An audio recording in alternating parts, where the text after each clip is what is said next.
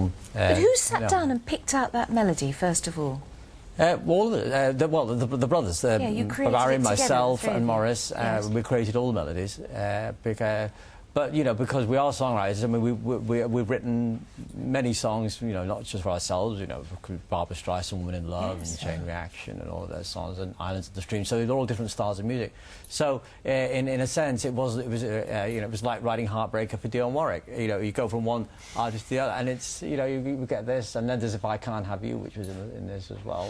Well, you came up with Saturday Night Fever as the title, though, didn't you? Yes, because the film was actually originally called Tribal Rights for Saturday Night, and we decided no, it's got to be called something a little bit more exotic. How could you choose that? How could the guys that were doing the music choose the title of the film? Well, because the original title just wasn't right, and we already had a song called Night Fever, so we suggested putting Saturday Night on the front of. And you say you hadn't heard of disco before that? No, because there was no such real music as disco music. It was short for discotheque, and because everybody danced in the clubs, you know, it just took off in that way. Well, the talent that you brothers have is extraordinary, and the legacy you've left behind. I mean, legs. And your legs, yes. On the Hits channel, on the 12th of April, 3 o'clock in the afternoon, we've got Robin Gibb's 50 Greatest Musical Legends that you are presenting. I'm presenting. And, I mean, songwriting partnerships, people would probably say Lennon and McCartney, things like that. But it's actually you boys, you just went through that list there, Heartbreaker and everything else. You have created so much for other artists, and people aren't really aware that it's your music. Well, I don't know why everybody would think of just one particular songwriting team, and there's various songwriting teams that have had enormous success in songwriting, and I'm afraid this country just beams in one particular artist all the time.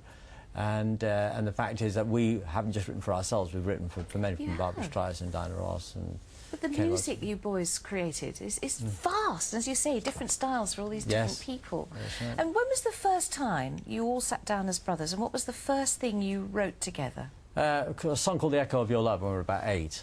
Really? How does it go? I don't know. Can't remember.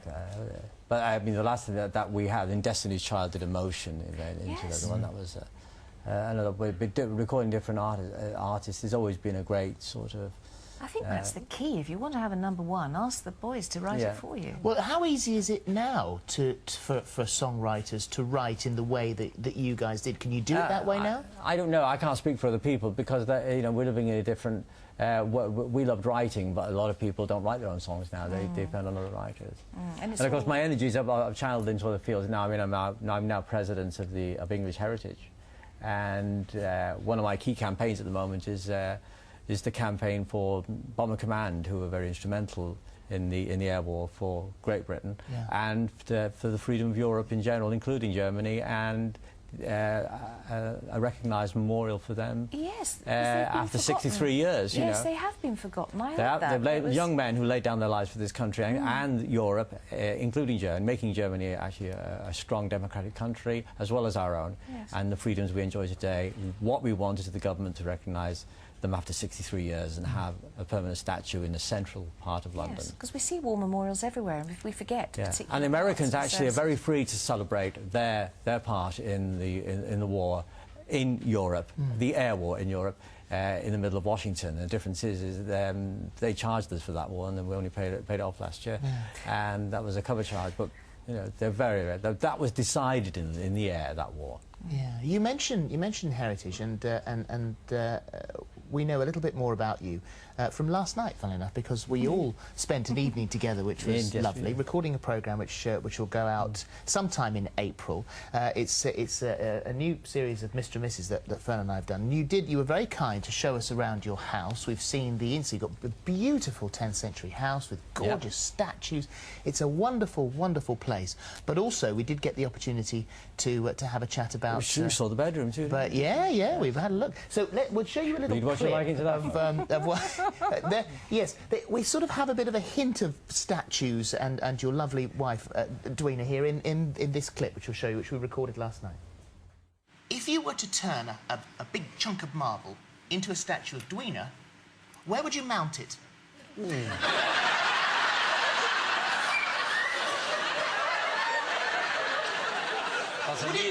That's a leading question. No, let me help you with it. Okay. Would it be... The family show. Would it be in the entrance hall? That's not normally where things amount. Well, It's your house. yeah.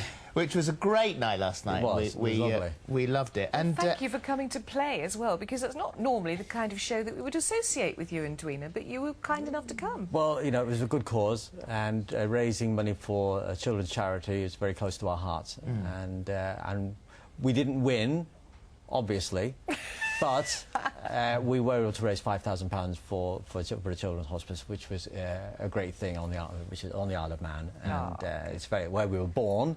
Oh yes. And so you know, it's a good cause, but all children's causes are good causes. You said after you so sadly and prematurely lost Morris that you wouldn't use the Bee Gees name again, and do you still stand by that? Well, emotionally, yes, because again, it's for Barry, my brother, and myself to come to a decision.